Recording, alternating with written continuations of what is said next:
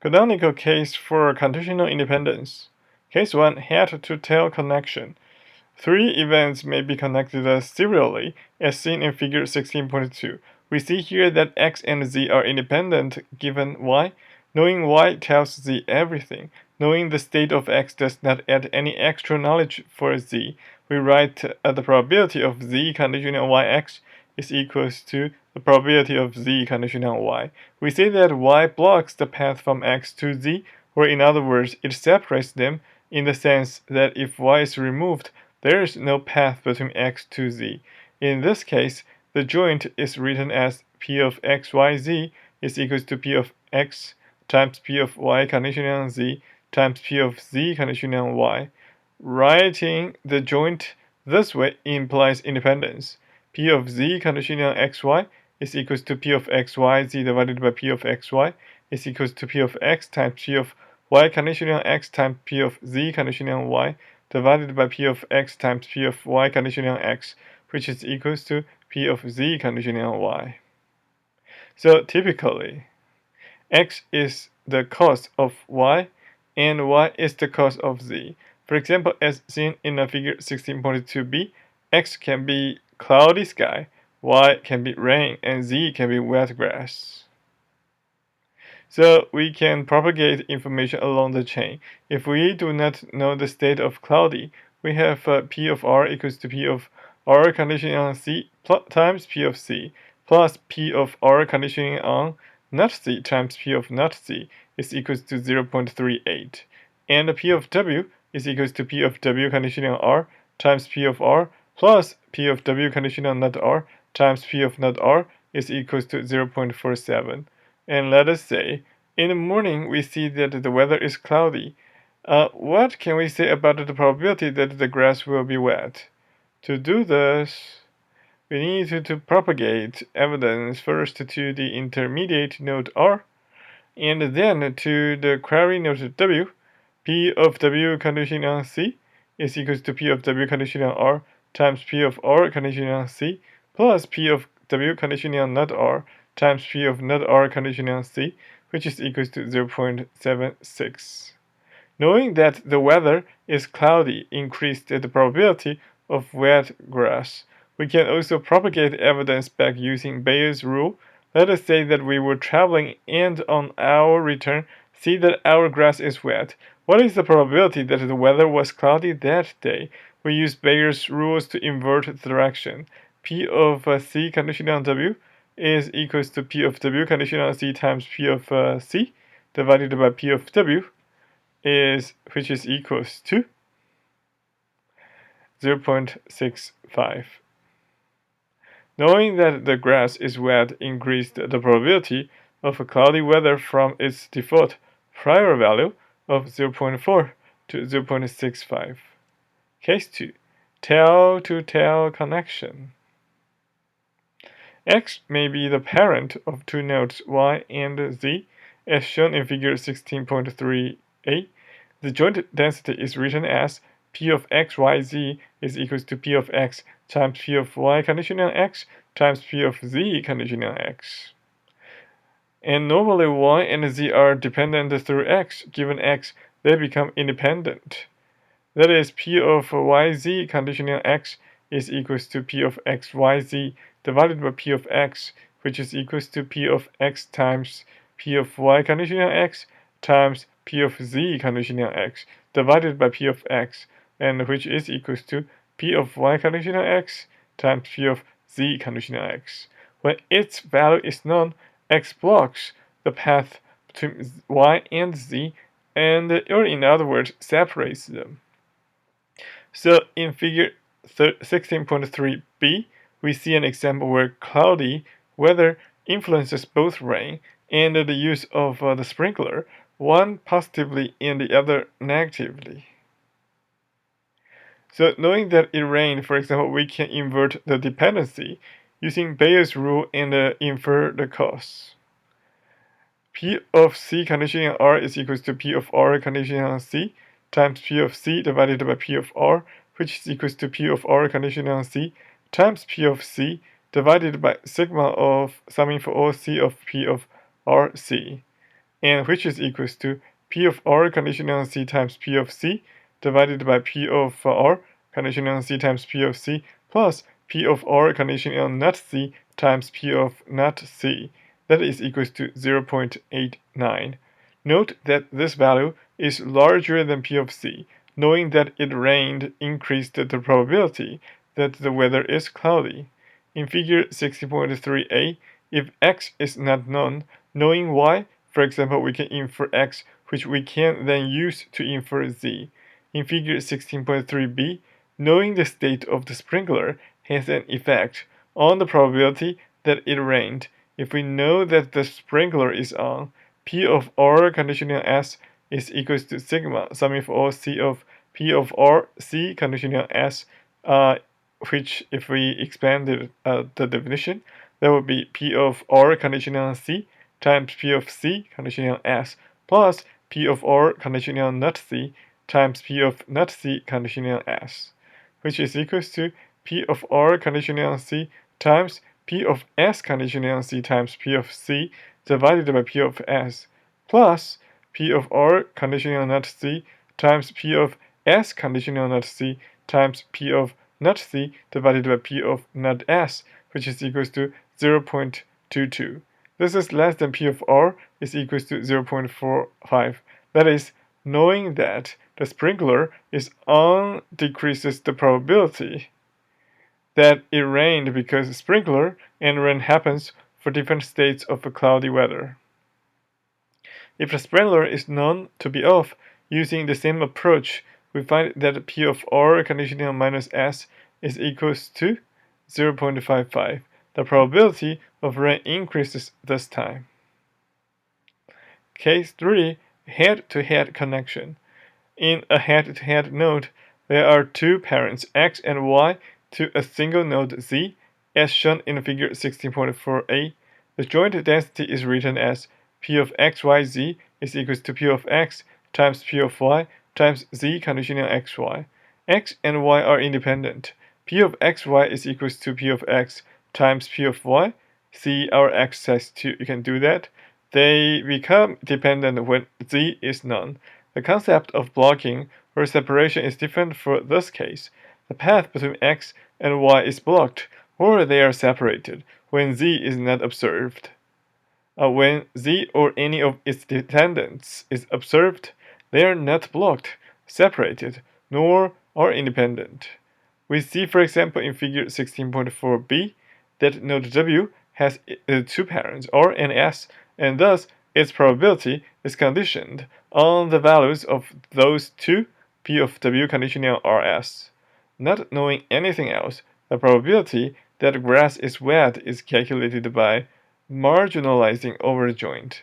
P of W is equal to sigma of P of W RS summing for all R and S, which is equal to P of W conditional RS times P of RS plus P of W conditional not RS times P of not RS plus P of W conditional R not S times P of R not S plus P of W conditional not R and not S times P of not R and not S, which is equals to P of W conditional RS times P of R times PS plus P of W conditional not R S times P of not R times P of S plus P of W conditional R not S times P of R times P of not S plus P of W conditional not R not S times P of not R times P of not S, which is equals to 0.52. Now let us say that we know that the sprinkler is on, and we check how this affects the probability. This is a casual predictive inference. P of W conditioning on S is equals to sigma summing for all R of P of W R conditional S, that is equals to P of W conditional RS times P of R conditional S plus P of W conditional on not RS times P of not R conditional S, which is equals to P of W conditional RS times P of R plus P of W conditional not RS times P of not R, which is equal to 0.92. Note in this simplification that P of not R conditional S is equal to P of not R, and P of R conditional S is equal to P of R. So we see that P of W conditional S is greater than P of W, knowing that the sprinkler is on, the probability of wet grass increases. So we can also calculate the probability that the sprinkler is on given that the grass is wet. This is a diagnostic inference. P of S conditional on W is equal to P of W conditional on S times P of S divided by P of W, which is equals to 0.35. And P of S conditional on W is greater than P of S. That is, knowing that the grass is wet increased the probability of having the sprinkler on. Now let us assume that it rained. Then we have P of S conditional on RW is equals to P of W conditional on RS times P of S conditional on R divided by P of W conditional on R, which is equals to P of W conditional on RS times P of S divided by P of W conditional on R, which is equals to 0.21, which is less than P of S conditional on W. This is called explaining away. Given that we know it rained, the probability of sprinkler causing the wet grass decreases. Knowing that the grass is wet, rain and sprinkler become dependent. Similarly, P of S conditional on not RW is greater than P of S conditional on W. We see the same behavior when we compare P of R conditional on W and P of R conditional on WS. That will be in our exercise 3. And we can construct larger graphs by combining such subgraphs. For example, in figure 16.5, where we combine the two subgraphs, we can, for example, calculate the probability of having wet grass if it is cloudy. So that is P of W conditional S is equal to sigma summing for all R and S pairs of P of W or S conditional on C, which is equals to P of W or S conditional on C plus P of W minus R S conditional on C plus P of W R minus S conditional on C plus P of W minus R minus S conditional on C. There's 4 terms because we trying to do the combinations of 4 different combinations of the pair R and S. And that will becomes P of W conditional RSC times P of RS conditional C plus P of W conditional minus RSC times P of minus R not R S conditional C. That is equal P of W conditional R not S C times P of R not S conditional C plus P of W conditional not R not S and C times P of not R not S conditional C, which is equals to P of W conditional RS times P of R conditional C times P of S conditional C plus P of W conditional not R and S times P of not R conditional C times P of S conditional C plus P of W conditional R minus S times not S times P of R conditional C times P of not S conditional C plus P of W conditional not R not S times P of not R conditional C times P of not S conditional C. And where we have used that P of W conditional RSC is equals to P of W conditional RS. Given R and S, W is independent of C. R and S between them block the path between W and C. Similarly, P of RS conditional C is equals to P of R conditional C times P of S conditional C. Given C, R, and S are independent, we see the advantage of Bayesian networks here, which explicitly encode independencies and allowed breaking down inferences into calculation over small groups of variables that are propagated from evidence nodes to query nodes. we can calculate P of C conditional on W and have a diagnostic inference. P of C conditional on W is equals to P of W conditional on C times P of C divided by P of W. The graphical representation is visual and helps understanding. The network represents conditional independence statements and allows us to break down the problem of representing the joint distribution of many variables into local structures. This eases both analysis and computation. Figure 16.5 represents a joint density of 4 binary variables that would normally require 15 values 2 to the 4 minus 1 to be stored, whereas here there are only 9. If each node has a small number of parents, the complexity decreases from exponential to linear in the number of nodes. As we have seen earlier, inference is also earlier as the joint density is broken down into conditional densities of smaller groups of variables.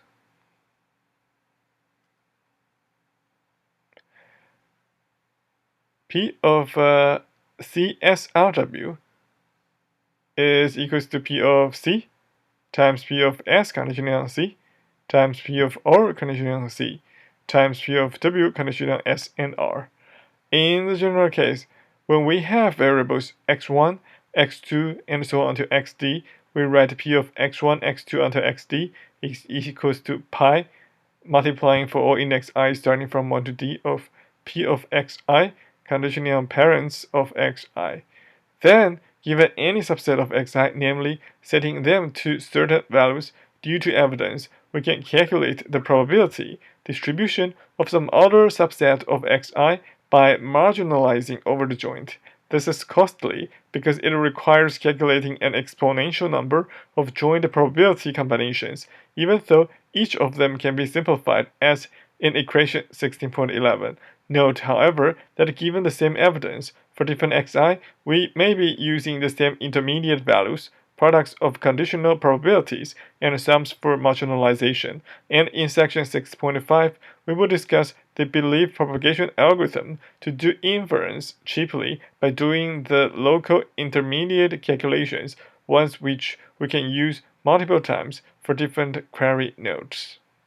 Though in this example we use binary variables, it is straightforward to generalize for cases where the variables are discrete with n number of possible values, with m possible values and k parents.